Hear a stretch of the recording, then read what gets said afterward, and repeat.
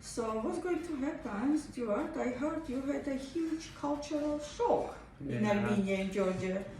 So I'm going to ask you to share with us what was so shocking for Englishmen in Yerevan, so that you cannot get over even after 2 visits.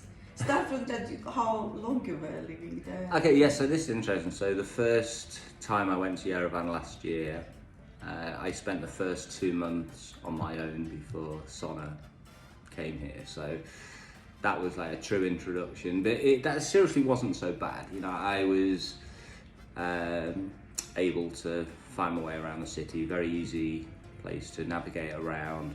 The vast majority of people, certainly in the city centre, certainly in the service industry, restaurants, bars, cafes, etc., supermarkets, they all speak English at various different levels. So it was actually surprisingly easy. That was the one thing I was worried about, that language would have been a big problem. But we are speaking today about your culture. Yeah, so these are the cultural things. I mean, and they're not. So now, shall we start counting down? Okay, yeah. Also, just before I go on, so some of them are cultural, some of them are just general observations that are just different to my previous experiences living in various places in the world, but never having travelled and spent any significant time in that region of the world. So the obvious one. Number 1. Yeah. It's food. Now, obviously, there's different types of food there, and we can talk for a long time about the different cuisines and varieties. But this is nothing to do with that. This was just the shock, because it was culturally different to me, on the fact that they just put food all over the table. It doesn't have to be eaten, but there shouldn't be any space left on the table where it doesn't have food. And obviously that came as a shock to me, because where I'm from, culturally, you eat what you're given. And I remember the very first time I was at Sona's parents with a brother, sister, and some of the extended family, and I was just shocked that there was this table absolutely full. And I was thinking, there's no way I'm going to be able to eat any of this. Well, not any of it, but make an inroad in it. And that was just starters. So that was quite a shock. The other thing, everything comes with lavash or another variety of breads, and you could just fill yourself up eating that. And one thing I now understand is whenever we go to a restaurant, Sona always orders dishes that I'm sitting there going, saying, well, I've ordered this. I'm not going to eat this, this and this. And she's like, yeah, but I just want to try it. And I think she just can't get that out of her head. She just feels uncomfortable if the table isn't completely full. So what about the second one? Yeah, the other one as well, and this is a good one, and it's ironic because we've got a cat, Kisi, walking across the table. It's actually about cats and dogs, but more about dogs actually than cats. But one thing that, to me, I'd never seen before, I love cats and dogs. But in Armenia, and it turns out it was exactly the same in Georgia, that they just have street dogs, but they're not just what I would traditionally call a stray dog. They're actually dogs that have been tagged once they've gone through all the various vaccinations that they need to do, whatever vaccinations are required to make sure they're safe. And so they have a tag, it could be green, orange, and the tag apparently relates to the area they're from, as in the colour. But it's just quite strange. You've got these dogs, but they're just so friendly, and you just get used to them because they become your neighbourhood dogs, and you see the same dogs wherever you go. It's the same dogs in different regions, and you sort of get to know them. They're amazing. And it's the same in Georgia. And the guide told us there about there are times when, about every year they take the dogs away to make sure that they're updated with the vaccines and that they're in good health. And sometimes when they return them, they return to the wrong place, and the locals in that area, they get really upset because they returned the wrong dog. That's their dog. It's like a pet. I got to the stage where I started naming them, and again, this was the thing. Coming back a year later, I recognise the same dogs in different areas of the town. And they're just such nice dogs, you know, they'll just sleep in the middle of a busy sidewalk. And the same cats as well, you know, there's cats everywhere. You know, you go to a lot of restaurants, maybe less so right in the heart of the city, but when you go to other places, you know, cats just have restaurants, and you just get used to the fact that there'll just be cats and dogs walking around restaurants. And you know, they'll just sleep in the middle of parkways in busy times. But they're quite disciplined in crossing Yeah, the road. yeah, exactly. That's one thing. I used to sit on the balcony of our flat, and you could see a big crossroad across Mashtots, which is like the main street. And the dogs would act as, you know, what we call lollipop ladies in the UK. You know, they'd marshal the road. They'd sit there, wait for the lights to change. They'd marshal everyone across, and then, you know, make sure they were there. But the interesting thing is as well, is that they, you know, as I said, they have their designated areas. But they also have their designated restaurants, you know, because that's how they eat. They get their scraps and leftovers from various restaurants, and they are, you know, they know where they live. If another dog comes onto their patch, you know, they'll bark at them, but you know, it's not aggressive towards people. You know, and they're just nice dogs. But the one thing I would say as well, and this is not specific to dogs in Armenia or Georgia, this is anywhere. If there's a dog on the street eating, leave it alone, because if you go near a dog when it's eating, they think you're trying to steal their food and they might bark at you. But other than that, you know, they're really, really nice. Okay, we are moving to number 3. Yeah, this was an odd one as well. And I know this is culturally similar in a lot of other countries in the world, but again, it was new to me. It's just kissing. You know, where I'm from, formal handshake, maybe a hug if you know someone very well, or if you're in Europe, maybe the kiss is one on either cheek, or in some places 1, 2, 3. That's a nightmare. But yeah, in Armenia, you know, once you've met people more than once and family, you know, it's just normal that, you know, whether it be a male relative or just a male friend, when you greet them, it'll be a hug and a kiss on the cheek.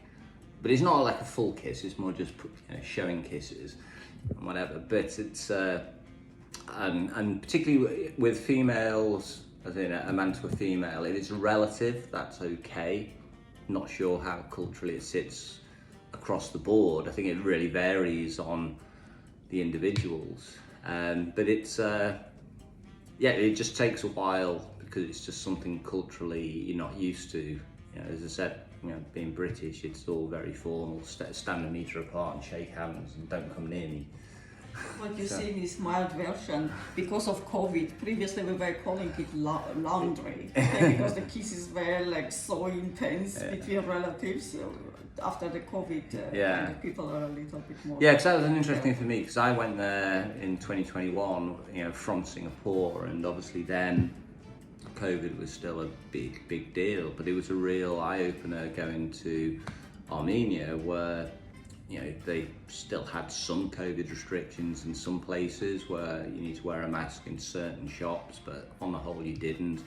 But bars and restaurants, there was nothing like that at all. You know, it was refreshing, but at the same time, having been indoctrinated with wearing a mask everywhere for, you know, over a year by then, it was, you know, pretty difficult. This time round, there was no restrictions whatsoever. The irony is, though, that you wore masks at times, or should have worn masks at times, because the dust levels were so high, because it was super hot, 40 degrees every day, and particularly in the evening, you know, when the wind can kick up a little bit, that dust circulates around. So yeah, it's ironic that you know, wear masks for the wrong reasons sometimes. Okay, which number is this? Number 4, I think. Okay. Yeah, dancing, right? This was a funny one, and yeah. Well, you say it's not funny in some ways, but again, it's just a bit of a shock. You know, that everybody loves dancing, and you know, forget the political history and things that have gone on over the last couple of years. Although that does make it even more surprising. yeah, it doesn't matter whether you're just going to a random bar on a Tuesday night or whether you're at an engagement party, something proper formal. People just dance in bars and things. When I first came to Yerevan again last year, I ended up having my local bar just around the corner, a place called the Rush Pub. And I only went in there because it was one of the closest places to where I lived, and they were advertising that they were showing the football. This was, even though it was 2021, it was the rescheduled 2022. So I thought, that'll be a good place to go and watch the football. And I was just made to feel like family. Within a couple of times going there, I was a regular. But it was like they were either showing the football. After that, there'd be a live band on, or a DJ, or even just music pumping out. But from like 10 a.m. till 6 a.m. in the morning, there'd just be people dancing, and they'd be dragging me up and anyone up, and also just buying people various shots and cocktails and things.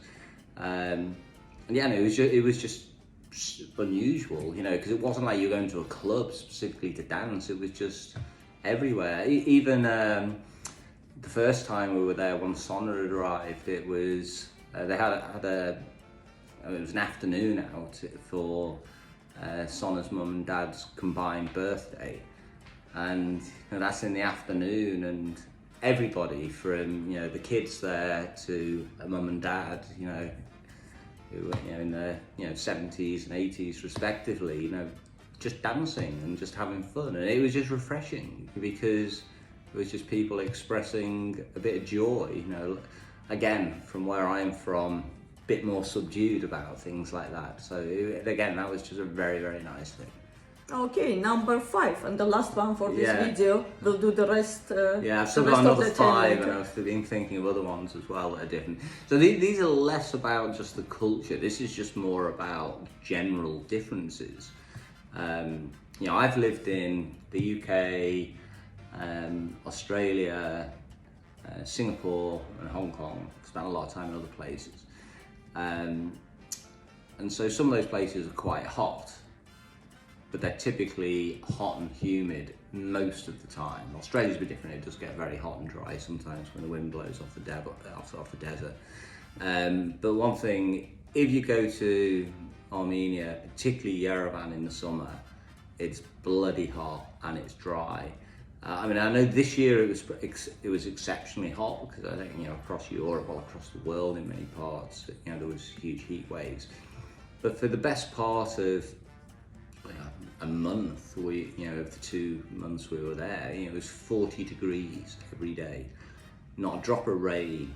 Ironically as well, Armenia is one of the driest countries in the world.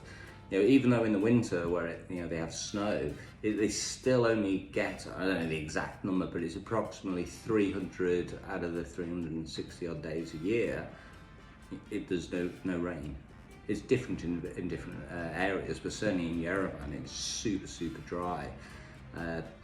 Sometimes in the evening, the wind can kick up a little bit, and then it gets pretty dusty, and that all flies around. As I touched on earlier, that that's why maybe sometimes you should be wearing a mask.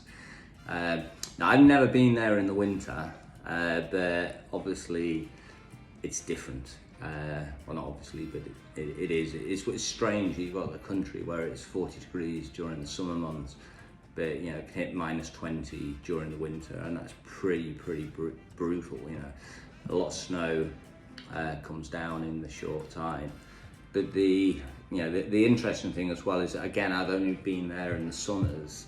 I'd love to go there in the spring, because in the spring everything apparently is really green, because after the snow melts, all the stuff I'm used to seeing that's green turning into orange and brown because it's so scorched earth like, the scenery is just completely different.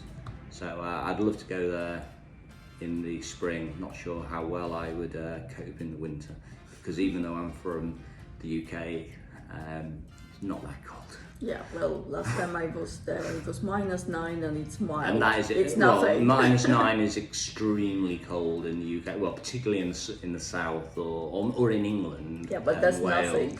Yeah, you do get some places in Scotland where it's brutal, but that's nothing to you. Yeah, it's not -20. Nobody speaks about harsh weather. Yeah. So this was the last one. So Yeah. you are ready to do the other 5. Where it's obviously you are not ranking them. These are not top or bottom, etc. Right? No, there's no ranking. These are just a generic list, and there's other things I've thought of subsequently. I mean, some of them are just random little things. Some of them are more generic, but yeah, it's good. But yeah, these were, well, as I say, I didn't rank them, but they would probably be the main 5 things that were different, but not in a bad way necessarily. It's just, as I say, just different, and you get used to it, and you embrace it, and you enjoy, the friendliness of the people, even though, when you're from a background where you're more reserved, it's a bit different. But yeah, I highly recommend it. Okay. You enjoy it. Thank you for sharing with us. Okay. Yeah. Wait for the next Yeah. podcast by two Englishmen Yeah, exactly. in Armenia. Yeah. Okay. Okay. Bye. Bye, everyone.